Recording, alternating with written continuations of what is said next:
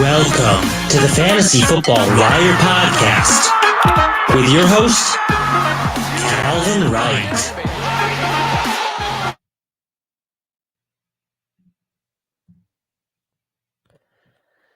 Hello, everybody. Welcome back to the Fantasy Football Wire Podcast. How is it going?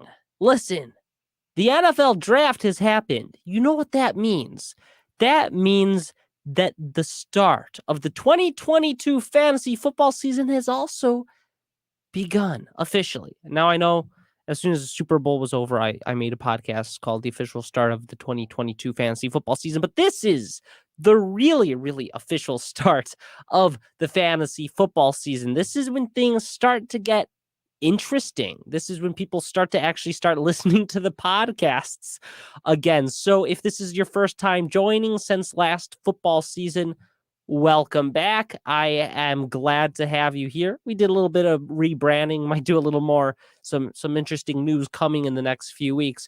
But anyways, the purpose of today's podcast is to discuss the fantasy football implications of this NFL draft. Who are the fantasy football winners? Who are the fantasy football losers? Well, you came to the right place if you want to find out, because that's what I'm going to do.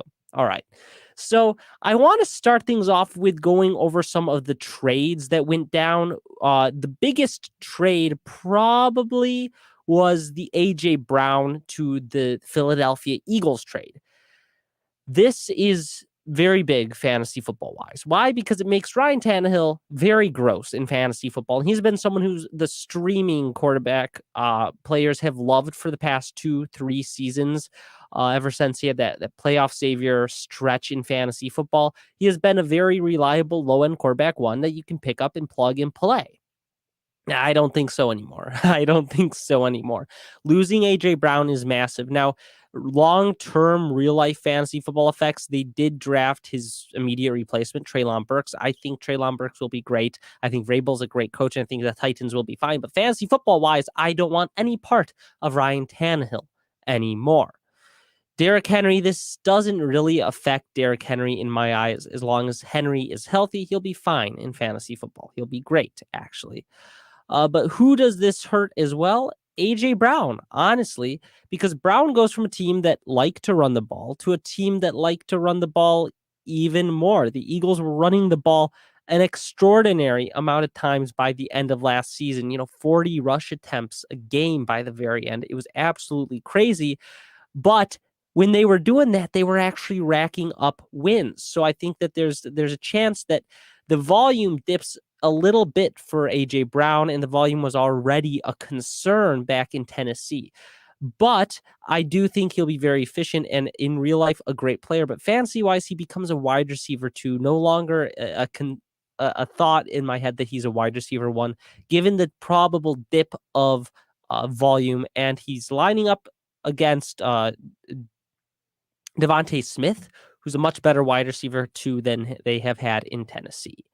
Now, Jalen Hurts is the obvious biggest winner here, because Jalen Hurts has a bona fide wide receiver one, someone that we have seen produce at an elite level. Not someone who might, not someone who has the potential to, but someone who has.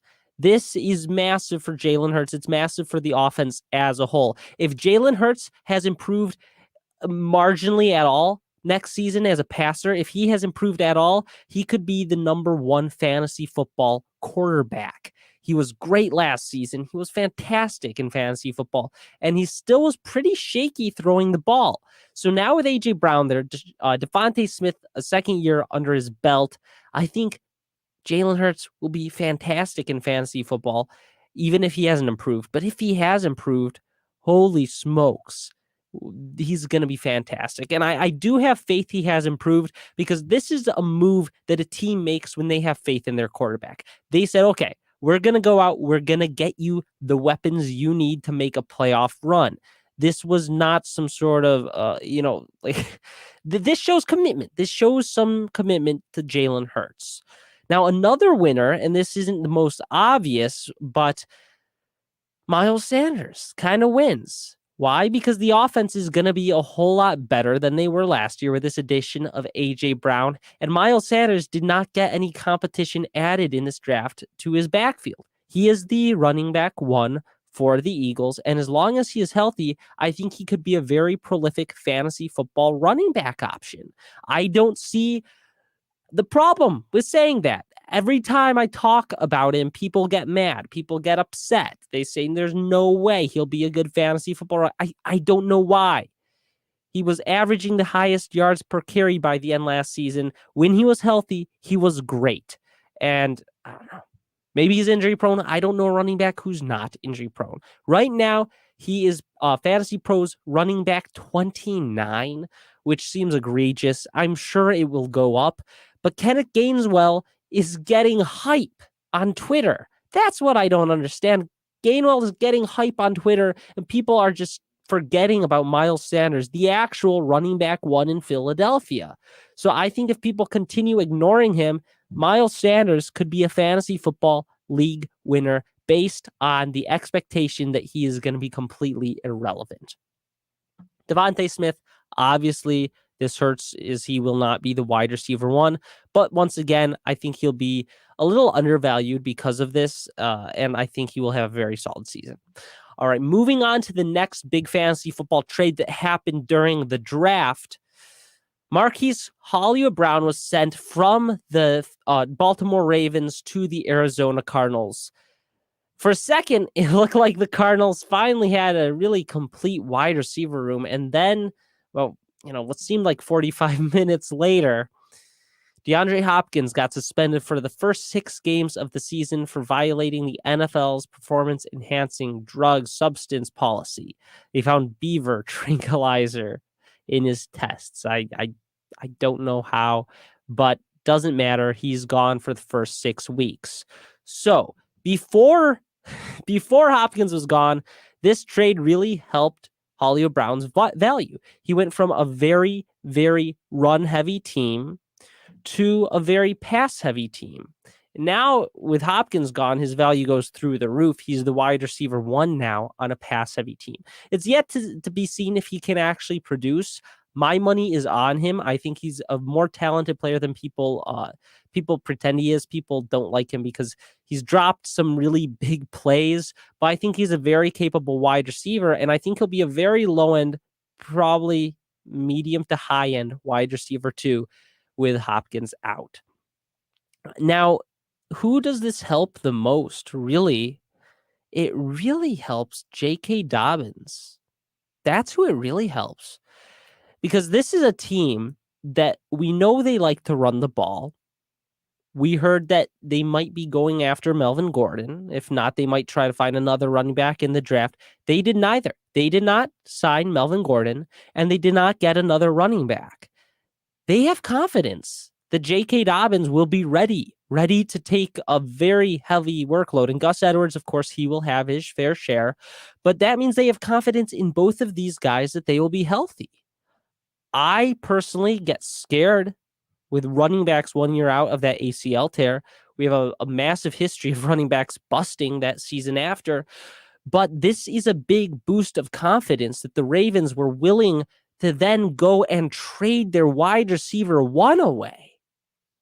That shows a lot of confidence that they not only want to run the football, but they believe they can with J.K. Dobbins and Gus Edwards. So those guys get a bit of a boost of confidence in my eyes. And Rashad Bateman, and obviously he gets a boost. He's now the wide receiver one for Lamar Jackson.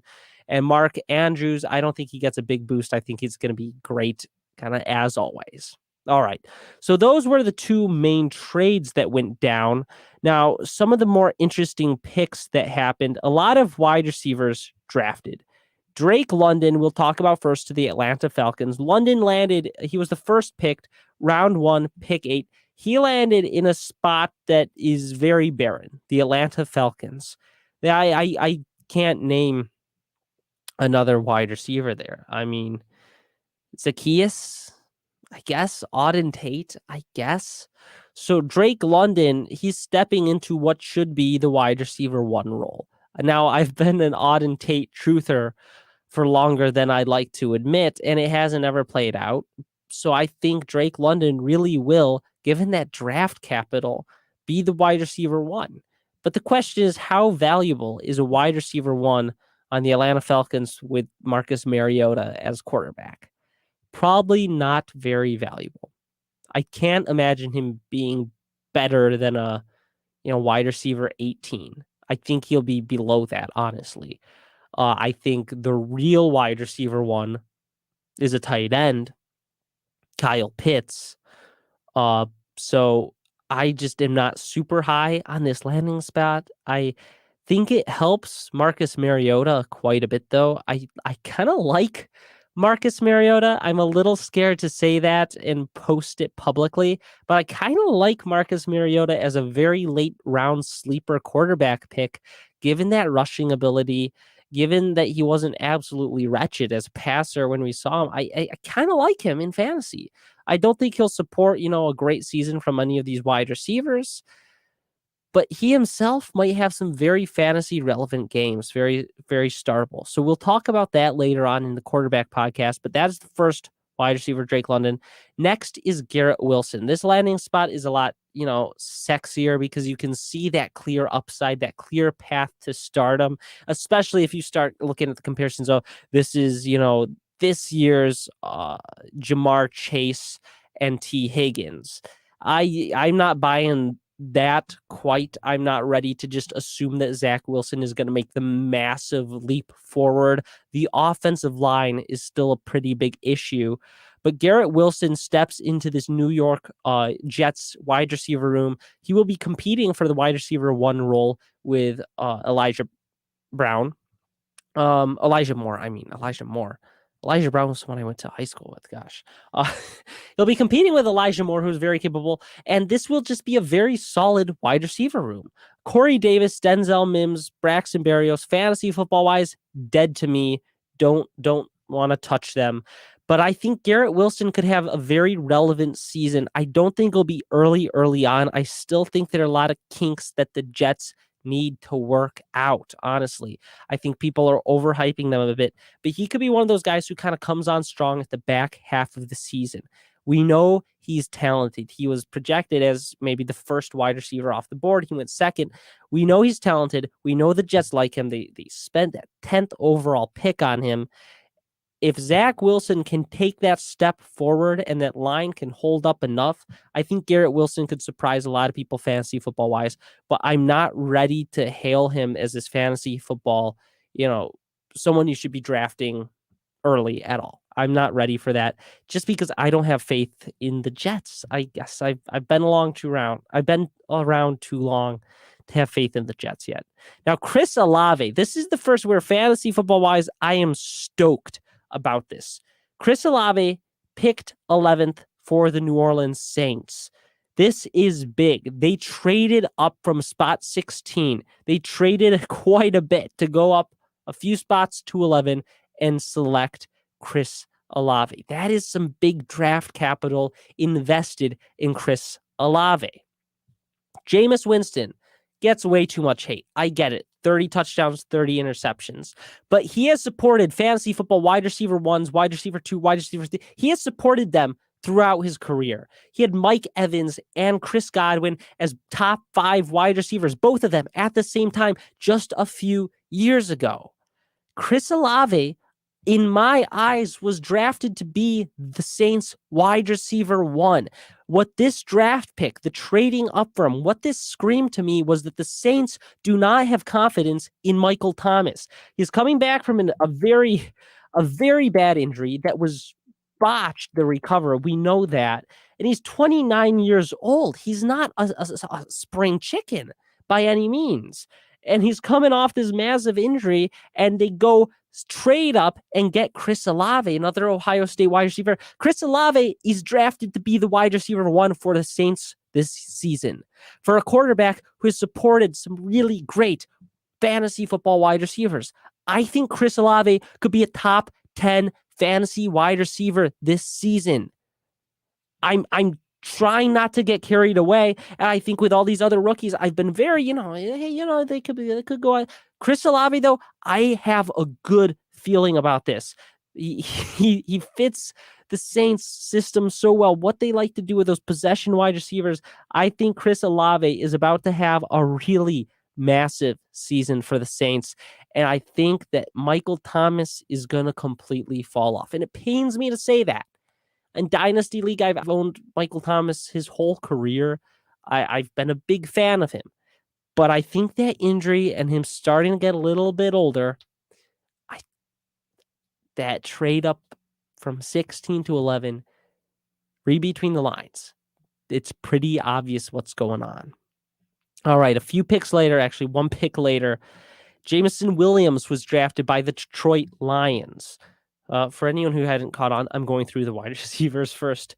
Jamison Williams drafted to Detroit Lions. I don't know. I don't know how exactly to feel about this fantasy football wise. Jared Goff is still the quarterback. That's the biggest, most important thing. And I think DeAndre Swift, I don't know. Because here's the thing. He's obviously drafted to be the wide receiver 1, which hurts Amon-Ra St. Brown. I don't think this hurts DeAndre Swift. We've been talking about DeAndre Swift. The Lions getting more weapons doesn't necessarily hurt DeAndre Swift. We talked about the Laffer curve with tax revenue, tax rates, kind of the same.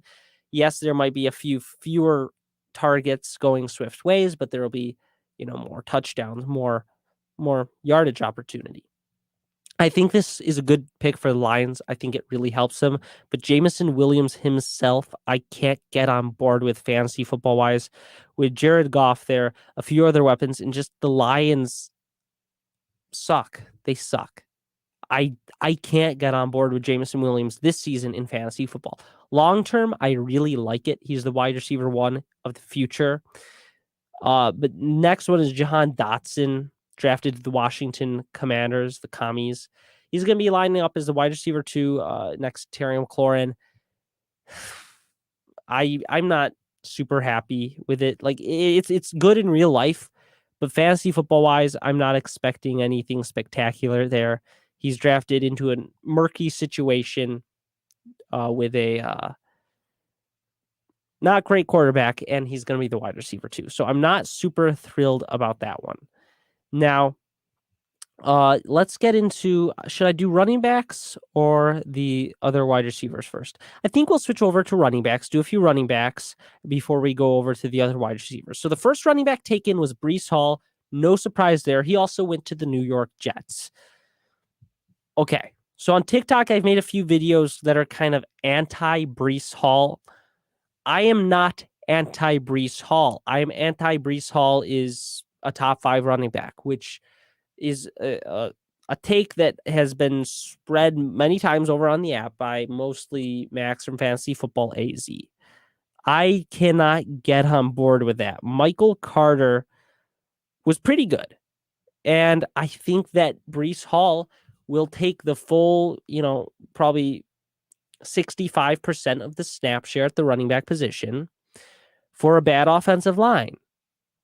I think Michael Carter will get the rest. That, to me, is not enough to finish as the RB5. It just isn't enough to finish as the RB5. And especially Michael Carter's really good games in fantasy where he was catching the ball a lot didn't come from Zach Wilson. If you recall, they were when Zach Wilson was hurt. Zach Wilson wasn't throwing the ball to the running backs. So Breece Hall, with a quarterback who doesn't really throw the ball to the running back, who just got a really shiny new toy at the wide receiver position, who still has a bad offensive line, I can't see him finishing much higher than, RB 12. Low end RB1, very solid RB2. And that's not bad. That's not bad. That's good. That's good for a rookie on the Jets. That's spectacular for a Jets running back. But I just am not ready to say that he will be this bona fide star. With Breece Hall, it depends on where he's being drafted. I don't want him in the first or second round. After second round, I love Breece Hall. But anywhere earlier, I'm staying away. Because I think that he'll start off the season kind of rocky, and you'll be able to trade for him. That's where I am. Trade for Breece Hall, don't draft him. But not that I think Michael Carter will be heavily involved, but he's not stepping into this bell cow role, I don't think. Kenneth Walker to the Seattle Seahawks. This was a little disappointing, given that Rashad Penny had kind of finally broken out. This kind of ends the Rashad Penny narratives that I have been holding to. But it kind of ends the Kenneth Walker ones as well. And honestly, I'm not super interested in them for fantasy football, either of them. DFS, sure. I'll do a lot of prize picks props on them, probably on different matchups, because I think they're both great running backs. But with the quarterback situation, Drew Lock, I'm not sold on either running back having enough of a consistent role to draft them very high in fantasy football. And it's disappointing because two very talented running backs, two that I liked a lot, kind of explode the fantasy situation. James Cook to the Buffalo Bills. He's been getting a lot of hype on Twitter. I think it's mostly because he's the brother of Dalvin Cook. He joined Singletary, who had a very, very prolific end of last season, and Zach Moss, who didn't. James Cook is likened to be the main pass catching back, which isn't great for fantasy because Josh Allen doesn't throw a lot to the running back. He scrambles, he runs.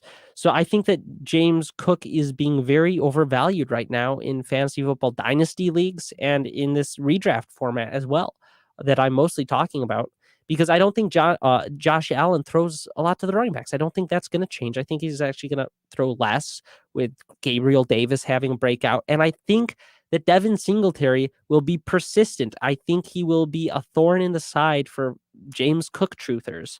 I just don't think there's going to be a very good path to success in fantasy football for James Cook this season. Kind of a bummer because we're not getting many rookie running backs who I like fantasy football wise. Rachaad White, round 3, pick 91. This one's interesting. So he goes to the Tampa Bay Bucks and joins Leonard Fournette, and Ronald Jones is off to Kansas City. So I really like Rachaad White in dynasty or keeper leagues. This year, I think it will still be the Leonard Fournette show. Leonard Fournette was very good last season. We all knew they needed to add something else to the running back because Keyshawn Vaughn has not panned out. And I think Rachaad White will see some opportunities. I think if he produces, those opportunities will grow into a large role next season. I think that this season is mostly going to be Leonard Fournette, and Rachaad White might have one or two, weekly fluke blow up plays. But from a fantasy football perspective, much more interested in him long-term than short-term redraft. 49ers took another running back. I'm not going to talk about the 49ers in terms of their running backs. I don't know what to think about it. They're not going to be relevant unless the other guys get injured. They'll be relevant for 3 games, and then they will get injured as well. That's all I'll say. And then they will set the record for fastest run of the season. All right, Brian Robinson goes to the Washington Commanders, round 3. No, why? Why can't we get Antonio Gibson usage? Why? Do you remember last summer that quote from Ron Rivera where he said that he wants to use him like he used Christian McCaffrey. He wants to use Antonio Gibson like Christian McCaffrey. Do you all remember that? Did I dream that? So what is he doing? They bring back J.D. McKissick. Ugh. And then they draft Brian Robinson in the 3rd round. And now reports are saying it's going to be a complete 50-50 timeshare with a little J.D. McKissick sprinkled, and absolutely a travesty in fantasy football. It just frustrates the heck out of me. And Carson Wentz is leading the offense, so there's the cherry on top. So sick of the Washington Commanders.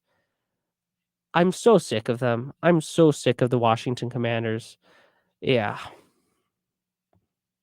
It makes me mad. It makes me mad that they would do that. Now let's move on to the final few wide receivers.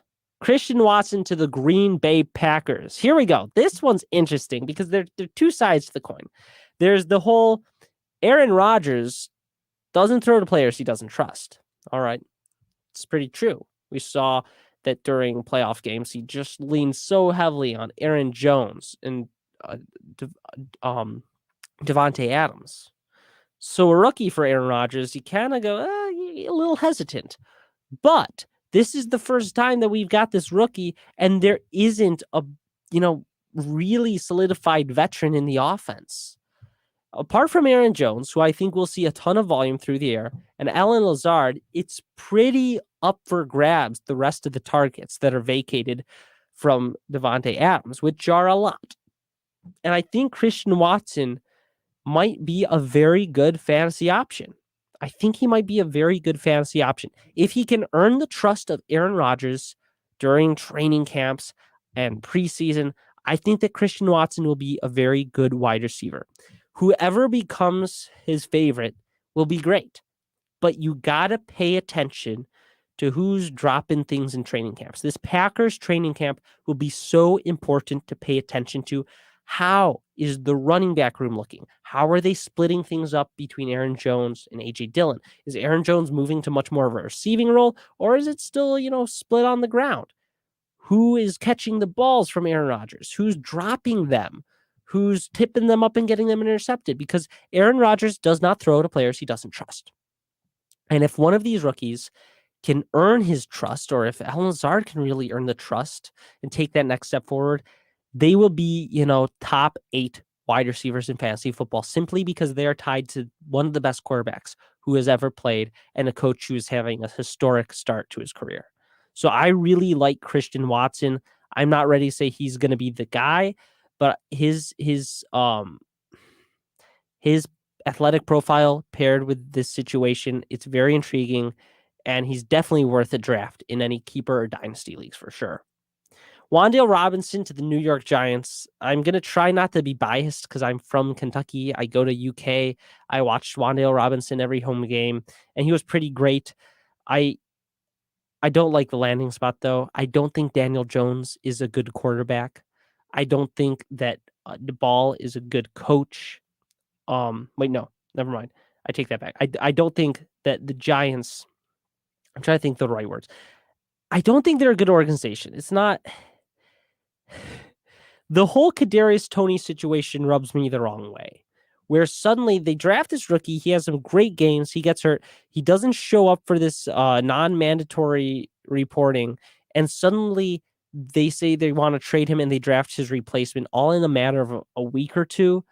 That scares me. It just seems messed up and weird and not the type of thing that happens to a good organization. It happens to a good team. So I am not really touching Wan'Dale Robinson or any of these New York Giants players unless they fall to a place in the draft where I can't help myself, which interestingly enough, Saquon Barkley might. He's falling pretty far in the current drafts. Mechie the third goes to Houston. Mechie is a great possession guy, good route runner, and I don't expect stardom from him, but he has a pretty vacant wide receiver room around him. Apart from Brandon Cooks, there is not much in Houston. His quarterback is not great, though, either, so that's kind of the two-sided thing. But in long-term leagues, I do like Mechie because he could become the wide receiver 1 for the Texans, who will be looking to draft a new quarterback. And if they aren't looking to draft a new quarterback next year, it means that something worked really well with John Mechie and David Mills. So I like Mechie long-term, actually, in this situation, but not really interested this year. Tyquan Thornton to the New England Patriots. They have a long history of reaching for wide receivers who then bust, and I think Thornton will probably be the next in that long line. Most recently, it was N'Keal Harry, if you remember him.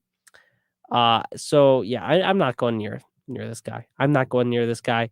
He was not supposed to go as early as he did. Mac Jones, he's not shown reason for me to believe that he will support really relevant fantasy wide receivers. And they drafted another running back. So the Patriots scream that they want to run the ball. And they drafted Mac Jones' replacement. So fantasy football-wise, kind of staying away. George Pickens to the Steelers. Now, this is a landing spot that I can get excited about fantasy football-wise. This I can get excited about. He could become the wide receiver 1 in Pittsburgh. They have a really long history of drafting these wide receivers well. Juju Smith-Schuster is gone. Claypool or Johnson are probably gone after the season based on the contracts and this pick. So if he has a good rookie season, he'll probably step into the wide receiver 1 role next season. I think he'll be very solid, and this is getting a little too specific. I think he'll be very solid first half of the season, but then second half of the season, I think he could really burst onto the scene. He was great at Georgia. He's going to be playing in a very good offense, and the quarterback position, it's a little shaky. But Tomlin is one of those coaches who can make it happen. And I think that with that quarterback situation being so shaky, Pickens will fall pretty late in redraft leagues, and I think he'll be a great value where he ends up landing. So I really like that one. Alec Pierce, not super interested in him on the Colts. It's a run-first team, and Michael Pittman is going to be the wide receiver 1. So not super interested. I think that he'll be pretty solid in real life. I think he's a good player, but fantasy football-wise, not really my cup of tea. Sky Moore, on the other hand, is my cup of tea. He goes to the Kansas City Chiefs. He fell a lot further than I was expecting. The Chiefs are a great landing spot for any wide receiver since Tyreek Hill is gone. Juju will be the predominant possession wide receiver on this team to start things off. But Sky Moore, he is a great deep threat receiver. He is an incredible athlete, and I think that he might step into a wide receiver 2 role pretty early on. And if Patrick Mahomes and him have any sort of chemistry, this could become dangerous. So Sky Moore, I don't really care where he ends up going in fantasy football drafts. I will be drafting him because the upside is so much higher than any of the downside. The upside is wide receiver, 6, 7. That is the upside we're looking at for Sky Moore, who could potentially become the wide receiver 1 for Patrick Mahomes. Okay? I don't care if he busts. When you've got that kind of upside, you got to take him. Chicago Bears, Velus Jones Jr. I'm not touching the Chicago Bears this year. I'm just not. There was really only one other player that I wanted to discuss from a fantasy football perspective, and that was David Bell, who went to the Cleveland Browns. I found this interesting. He's going to have Amari Cooper ahead of him and Donovan Peoples-Jones. That's pretty much it. So he'll be the wide receiver 3, but I think he can beat out Donovan Peoples-Jones. He's wide receiver from Purdue. He was very, very solid there. Wide receiver from Purdue. And he's going to be, I think, by midseason, the wide receiver 2 for Deshaun Watson. Now, it's important to note this is still a run-first team. Nick Chubb, Kareem Hunt, this is still a run-first team. But I think that Deshaun Watson is going to force the ball downfield more than Baker Mayfield did. And I think he'll do it a heck of a lot better. And Amari Cooper has not been the most reliable when it comes to injuries. He's gotten hurt quite a few times or just disappeared. And I think that David Bell could really emerge as someone you want in the back half of the fantasy football season. So David Bell and a few other guys are really interesting to me in the back half of the season. They're in situations where I think first half they'll be pretty solid, not really startable every week. But by the back half of the season, they might be really developing into very capable wide receiver 2, potentially wide receiver 1s. And then Chris Olave, make sure you draft him. I think he's going to be profit approved. A little too early to tell, but I think he's going to be profit approved. Alrighty, everyone. Thank you so much for listening to this episode of the Fantasy Football Wire podcast. I hope you all enjoyed it. It's also up on YouTube if you enjoy watching me talk. And if you haven't already, make sure you drop a 5-star review on the podcast. It really helps support this page and help me keep going. So thank you all for listening, and I will see you all next time.